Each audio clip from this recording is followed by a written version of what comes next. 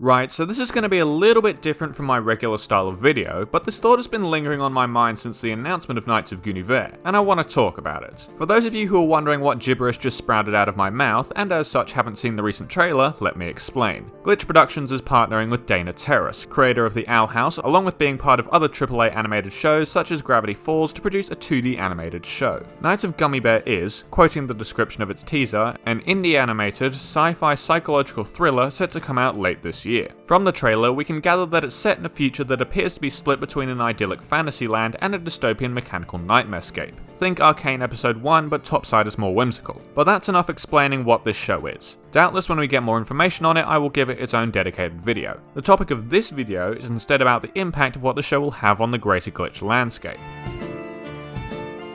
For pretty much its entire lifetime, Glitch has operated on what I'm going to call a two-show system, that being the development of two different productions simultaneously. This is normally done by having one show be in full animation and post-production, meaning animators are moving character models around, lighting and effects are being put in, and the final scenes used in the episodes are being shown to the Hobo Bros and the showrunners. While this is happening, the other show is in pre-production. Models are being created for the main cast, the art style is being developed, and voice acting is being recorded. In this system, two separate teams of people who work on different things can both be active, rather than having one group work while the other sits around not doing anything. The only people having to work on two shows simultaneously are the leads of the studio, and their job is consultation and feedback, which is a lot less time consuming. Glitch have done this for Murder Drones and Meta Runner Season 3, Digital Circus and Murder Drones, and most recently the Gaslight District has been in pre-production while Digital Circus was the central focus. Adding Knights of Guinevere into this mix complicates things, because we have now gone from a two-show system to a three-show system. This means that Glitch will still have 5 episodes of Digital Circus to make, a full season of the Gaslight District that's going to be premiering this year, and an entirely new production in an entirely new style that needs to be worked on. To add a bit of context here, over the course of 2024, Glitch released a total of 5 full animated episodes, Murder Drones episodes 7 and 8, and Digital Circus episodes 2 through 4. Keep in mind, these are shows that already have existing assets to work with, and animators that have experience working in the style consistent with what the showrunners expect, so they're working pretty close to optimally here.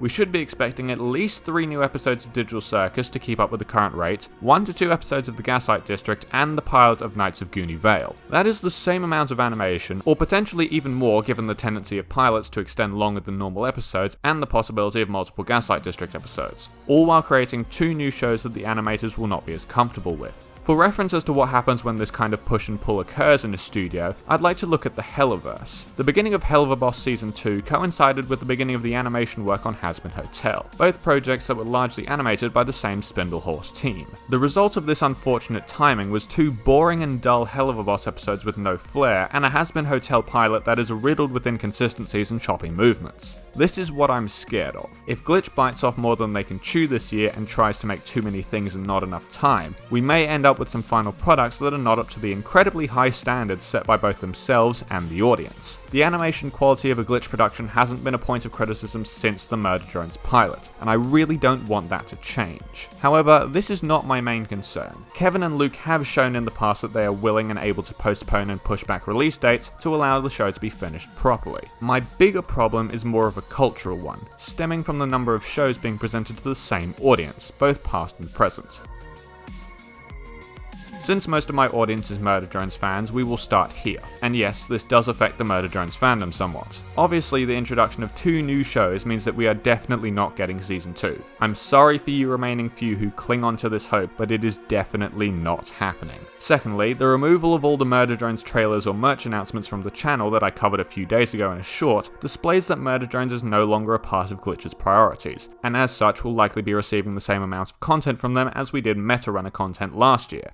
Basically nothing. This will result in 2 things happening. Number 1, it is highly unlikely that there will be many new Murder Drones fans coming in from now on. A lot of the reason for the surge in fans during the Digital Circus takeoff was because of how often the Digital Circus content recommended Murder Drones. They are literally right next to each other, it's kind of hard to not see it. Now with Murder Drones falling further and further into the depths of Glitch's video tab, and the number of Digital Circus viewers on Netflix increasing, it is far less likely for a random user to stumble across this show. That may be a good thing or a bad thing depending on how xenophobic you are. And number 2, it means that Liam Vickers is now free to do other things. Perhaps create a new series with some other murderous women, or maybe go back to try and turn Cliffside into a series. Or maybe, just maybe, he can make part 4 of Internecian Cube like we've been asking for since 2021. Regardless, there will in all likelihood be more Liam Vickers at some point this year, which is always a good thing. For the Digital Circus crowd, I doubt much will change at all. The Amazing Digital Circus pilot was an anomaly that combined a high quality show with something that, on the surface, could easily appeal to YouTube's massive audience of drooling toddlers. The Gaslight District will not come close to the numbers it produced, and I highly doubt Knights of Guatemala will change it either, despite the famous creator. Views on YouTube may continue their downward trend, but the show has been picked up by Netflix and they made a cafe themed around it. It's gonna do fine. Most likely, episodes 5, 6, and 7 come out this year, followed by 8 and 9 in 2026. The only thing that may have been altered by this announcement is the prospect of a Season 2. Goose has already come out and said that Season 2 of the Digital Circus may be unnecessary, but given that we now have 2 shows stepping up in its place, I can't see any way a Season 2 would be feasible, at least not for a few years. It's the Gaslight District where we really start to come into some problems. The show about a thing that doesn't exist and never did is, somewhat ironically, very underrepresented online. Hell, my video on it is still the 3rd search result. Nevertheless, fans of Murder Drones who weren't very keen on Digital Circus are very invested in the production of this show, due to it sharing more elements with it than Digital Circus does. Glitch is very much aware of this and hasn't felt the need to provide that many updates on the show purely because of the fact that they know we're willing to wait. Their first update on the show in a year came out on January 1st. It was a community post discussing 2024 in general and the Gaslight District in particular, with a new render that we haven't seen yet. Everyone was primed and ready for this pilot. People were sat on the edge of their seats waiting for the notification of a trailer or a release date, hell even just a gif of the intro. But that's not what happened. Instead, we got this.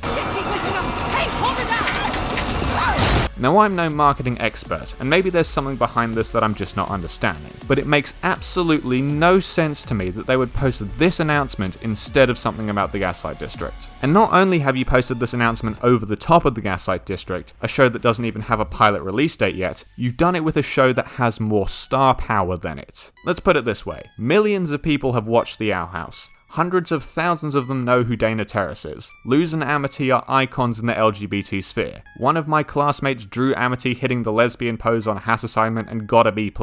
Part-time Seagull has less subscribers than me. I'm sorry, but I really just can't see how this is a logical decision. Maybe, just maybe, if you were looking to market the shows to 2 completely separate audiences, this would be okay. Not ideal, mind you, because general searches for Glitch are still going to come up with Knights of Guinevere, but at the very least you wouldn't be pulling viewer hype away from the Gaslight District. Unfortunately, you can't make that argument here. You have 2 psychological thriller shows with distinctive animation and colouring styles made by the same studio. You couldn't have a closer target audience if you tried. That's why I think Glitch now has too many shows. That's why I think this announcement was a bad one. I'm not knocking Dana or her show. Hell, I'm super excited for it myself. But give me that excitement in July. Give me that excitement after the Gaslight District pilot. Give me that excitement when it doesn't have to overshadow another one of your products and help it fade into obscurity.